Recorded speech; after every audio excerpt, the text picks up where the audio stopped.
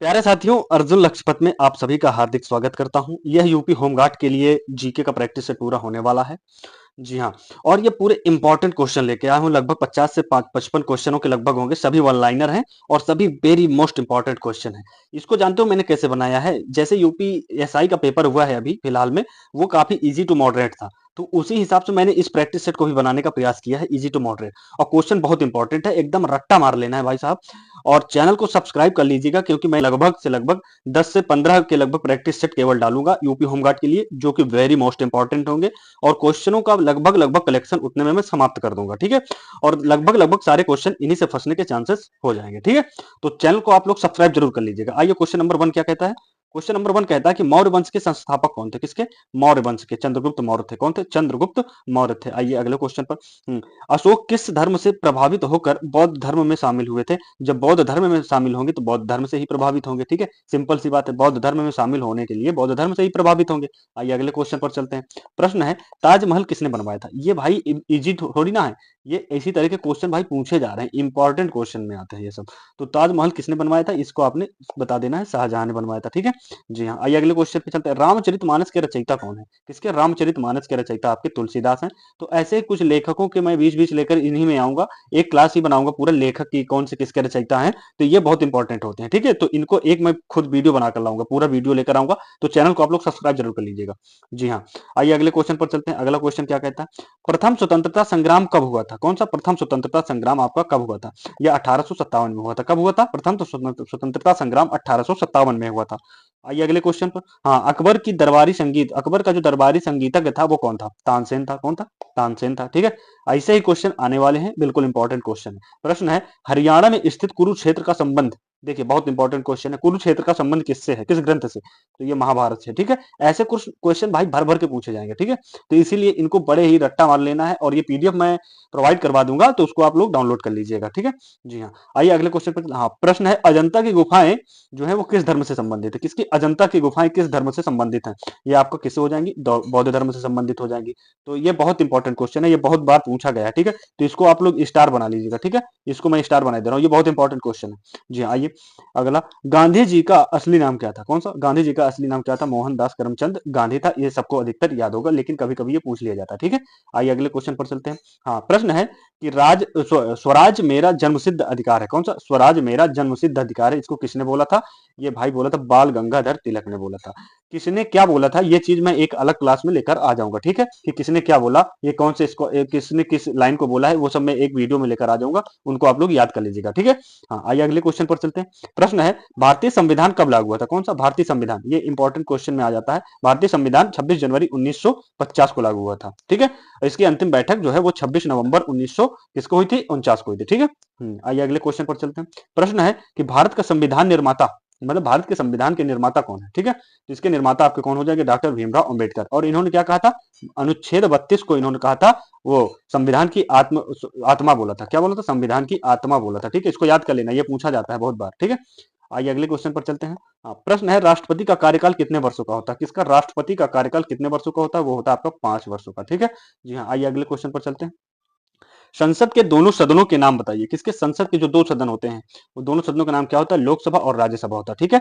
जबकि लोकसभा क्या होता है? ये होता है निम्न सदन। क्या होता है? ये होता है निम्न सदन। और राज्यसभा जो होता है ये होता है उच्च सदन, ठीक है। हाँ, और राज्यसभा को कभी भंग नहीं किया जाता, ठीक है। ये भंग नहीं होती है, ठीक है। ये भंग नहीं होती है, ठीक है। आइए अगले क्वेश्चन पर चलते हैं। प्रश्न है, लोकसभा का गठन कितने वर्षों के लिए किया जाता है? किसका? लोकसभा का गठन है जो कितने वर्षों के लिए होता है? वो 5 वर्षों के लिए होता है। फिर इसको लोकसभा को भंग कर दिया जाता है, ठीक है।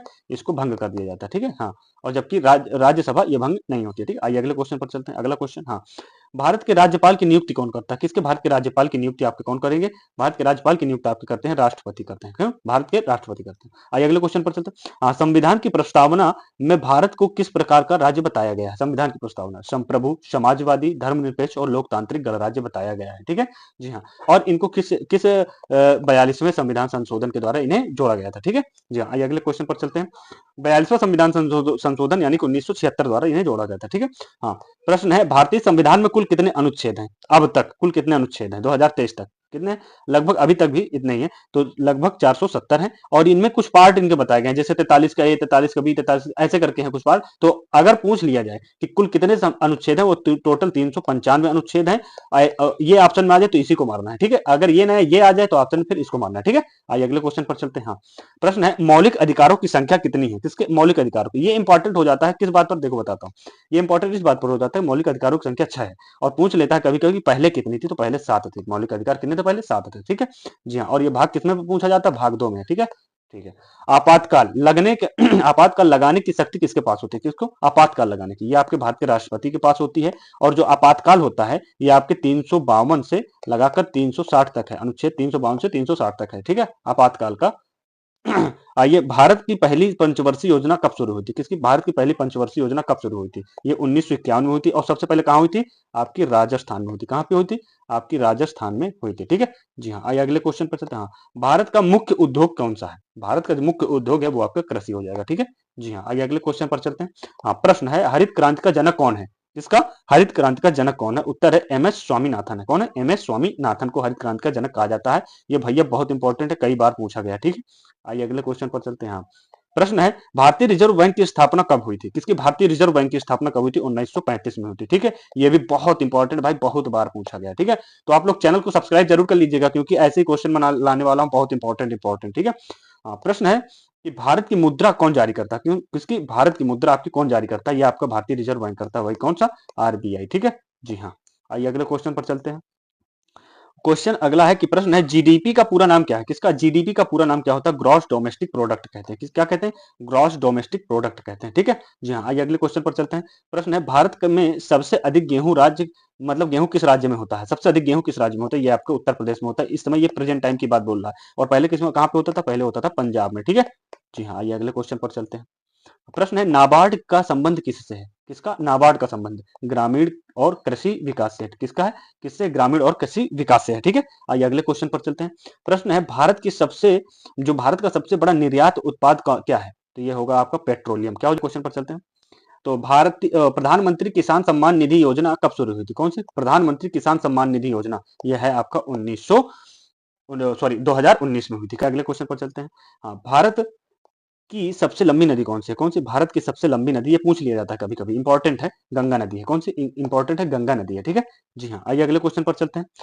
ये भी पूछा जा सकता है, ये कहाँ, उत्तर प्रदेश में कहाँ प्रवेश करती है और कहाँ निकलती है, ठीक है, ये पूछा जा सकता है। तो हाँ, आइए अगले क्वेश्चन पर चलते हैं। प्रश्न है उत्तर प्रदेश की सबसे बड़ी झील कौन सी, कौन सी, उत्तर प्रदेश की सबसे बड़ी झील कौन सी है, तो ये हो जाएगी आपकी रामगढ़ ताल। ये कहाँ है, गोरखपुर में, ठीक है। रामगढ़ गढ़ ताल जो है ये उत्तर प्रदेश की सबसे बड़ी झील है, और ये गोरखपुर में है, ठीक है। और एक इंपॉर्टेंट क्वेश्चन ये भी है, गोरखपुर मतलब उत्तर प्रदेश का, सॉरी, लगभग भारत का सबसे बड़ा वो कौन सा है प्लेटफॉर्म, तो आपका कहाँ, गोरखपुर का हो जाएगा, ठीक है। आइए अगले क्वेश्चन पर चलते हैं। हाँ, क्वेश्चन है उत्तर प्रदेश की सीमा कितने राज्यों से लगती है, 9 राज्यों से लगती है। ये इंपॉर्टेंट है, ठीक है, ये पूछा जाता है बहुत बार, ये आने की संभावना पूरी पूरी है, ठीक है। हाँ, अगले क्वेश्चन पर आइए। उत्तर प्रदेश में कौन सा जिला ताज नगरी कहलाता है, ताज नगरी आपका आगरा कहलाएगा, ताज नगरी के नाम से किसको कहते हैं, आगरा को कहते हैं, ठीक है। आइए अगले क्वेश्चन पर चलते हैं। प्रश्न है भारत का सबसे ऊंचा पर्वत शिखर किसका, भारत का, ये आपका कंचनजंगा, यानी इसको क्या बोलते हैं, केटू बोलते हैं, कंचनजंगा क्या बोलते हैं, केटू, ठीक है। आइए अगले क्वेश्चन पर चलते हैं। अगला क्वेश्चन कहता है कि भारत का जो सबसे बड़ा राज्य है क्षेत्रफल के अनुसार कौन सा है, तो भारत का सबसे बड़ा राज्य क्षेत्रफल के अनुसार राजस्थान हो जाएगा, ठीक है। जी हाँ, आइए अगले क्वेश्चन पर चलते हैं। प्रश्न है उत्तर प्रदेश का राजकीय पशु कौन सा, ये पूछा जाएगा, ठीक है, ये मैं बता दे रहा हूँ, ये पूछा जाएगा किसी न किसी शिफ्ट में। तो उत्तर प्रदेश का राजकीय पशु क्या हो जाएगा, आपका बारहसिंघा हो जाएगा, ठीक है। जी हाँ, आइए अगले क्वेश्चन पर चलते हैं। हाँ, उत्तर प्रदेश का राजकीय वृक्ष कौन सा है, किसका राजकीय वृक्ष कौन सा है, ये है आपका अशोक है, ठीक है, ये भी पूछा जा सकता है, ठीक है। हाँ, आइए अगले क्वेश्चन पर। 2024 में भारत के राष्ट्रपति कौन है, कौन, भारत के राष्ट्रपति 2024 में कौन हो जाएंगी, आपकी द्रौपदी मुर्मू हो जाएंगी, जो कि अभी प्रेजेंट टाइम पर भी है, ठीक है। जी हाँ, आइए अगले क्वेश्चन पर चलते हैं। हाँ, 2024 ओलंपिक कहाँ आयोजित हुआ था, मतलब कहाँ हुआ, तो 2024 का जो ओलंपिक हुआ है वो आपका फ्रांस पेरिस में हुआ, कहाँ पे, पेरिस के मतलब फ्रांस के पेरिस में हुआ, ठीक है। आइए अगले क्वेश्चन पर चलते हैं। 2024 में नोबेल शांति पुरस्कार किसे मिला है, किसको मिला है, निहोन हिंडांक्यो को मिला है, ठीक है, निहोन हिंडांक्यो को मिला है। ये एक क्या है, ये एक संगठन है, ठीक है, ये क्या है, एक संगठन है, ठीक है, इस संगठन को मिला, ठीक है। आइए अगले क्वेश्चन पर चलते हैं। हाँ, G20 शिखर सम्मेलन 2023 कहाँ हुआ था, तो ये हुआ था 2000 नई दिल्ली में हुआ था। ठीक है, 2023 वाला जो G20 शिखर सम्मेलन वो नई दिल्ली में हुआ था। ठीक है, आइए अगले क्वेश्चन पर चलते हैं। प्रथम चंद्रयान 3 किस मिशन कब लॉन्च हुआ था? चंद्रयान 3 जो है वो मिशन कब लॉन्च हुआ था? ये आपका 14 जुलाई 2023 को। ये भाई इंपॉर्टेंट है, ये आ सकता है बिल्कुल। ठीक है, हाँ आइए अगले क्वेश्चन पर चलते हैं। चंद्रयान 3 कहाँ सफल लैंडिंग किया था? जी हाँ, तो चंद्रमा चंद्रमा के दक्षिणी ध्रुव पर किया था। कहाँ से? चंद्रमा के दक्षिणी ध्रुव पर किया था। ये भी इंपॉर्टेंट है। ठीक है, आइए अगले क्वेश्चन पर चलते हैं। क्वेश्चन है, भारत का पहला डिजिटल संसद कब सत्र कब हुआ? मतलब जो डिजिटल संसद सत्र है वो कब हुआ था? 2023 में हुआ था। कब हुआ था? 2023 में हुआ था। ठीक है, अगला क्वेश्चन, 2025 में आईपीएल किस टीम ने जीता? तो ये आपका आरसीबी ने जीता था। किसने जीता था? आरसीबी ने जीता था। ठीक है, आइए अगले क्वेश्चन पर चलते हैं। अगला क्वेश्चन क्या है? अगला क्वेश्चन है कि प्रश्न, मिशन जीवन का उद्देश्य क्या है? मिशन जीवन का उद्देश्य क्या है? पर्यावरण संरक्षण, जलवायु परिवर्तन से निपटना। ठीक है, पर्यावरण संरक्षण और जलवायु संरक्षण से निपटना। आइए अगले क्वेश्चन पर चलते हैं। हाँ, मनुष्य के शरीर की सबसे बड़ी हड्डी कौन सी है? सबसे बड़ी हड्डी पूछा जा सकता है, इंपॉर्टेंट है, और ये ऊपर वाला भी इंपॉर्टेंट है। ठीक है, तो ये फीमर होती है। कौन सी होती है? फीमर होती है। ठीक है, जी हाँ, आइए अगले क्वेश्चन पर चलते हैं। हाँ, और सबसे बड़ी ग्रंथि कौन सी होती है? यकृत होती है। कौन सी? यकृत, सॉरी, हाँ लीवर होती है, लीवर। ठीक है, यकृत यानी कि। हाँ, सूर्य का मुख्य गैस तत्व कौन सा है? किसका? सूर्य का मुख्य गैस तत्व कौन सा है? हाइड्रोजन है। कौन सा? हाइड्रोजन होता है। ठीक है, आइए अगले क्वेश्चन पर चलते हैं। बल्ब में का फिलामेंट जो है वो किस धातु का बना होता है? इंपॉर्टेंट है, ये इंपॉर्टेंट है। ठीक है, टंगस्टन का बना होता है। किसका होता है? टंगस्टन का बना होता है। ठीक है, हाँ, प्रश्न है, विद्युत धारा की इकाई इकाई क्या है? विद्युत धारा की इकाई क्या है? एम्पियर होती है। क्या होती है? एम्पियर होती है। और यही टंगस्टन जो बल्ब की खोज किसने की थी? थॉमस एल्वा एडिसन ने किया था। ठीक है, आइए अगले क्वेश्चन पर चलते हैं। हाँ, तापमान नापने का यंत्र क्या कहलाता है? तापमान नापने का यंत्र क्या कहलाता है? थर्मामीटर कहलाता है। ये तो आपको याद होगा। अगला क्वेश्चन कहता है, रक्त में ऑक्सीजन कौन ले जाता है? तो हीमोग्लोबिन ले जाता है। ठीक है, रक्त में जो ऑक्सीजन है वो हीमोग्लोबिन ले जाता है। ठीक है, ये रहे कुछ 50 से 52 के आसपास के लगभग क्वेश्चन है। ये सभी इंपॉर्टेंट क्वेश्चन है, इनको एकदम रट्टा मार लेना। और ये पीडीएफ मैं उपलब्ध करा दूंगा, तो आप लोग इस पीडीएफ को डाउनलोड कर लेना, वरना इसको आप स्क्रीनशॉट लेते जाना। ठीक है, तो इस चैनल को आप लोग सब्सक्राइब जरूर कर लीजिएगा, क्योंकि इसमें इंपॉर्टेंट प्रैक्टिस सेट मैं लेने वाला हूँ। लगभग 10 से 15 लूंगा, उसी में सारा कुछ खल्लास कर दूंगा। ठीक है, तो चैनल को सब्सक्राइब जरूर करिए। धन्यवाद, थैंक यू। फिर मिलते हैं अगले प्रैक्टिस सेट के बाद। धन्यवाद।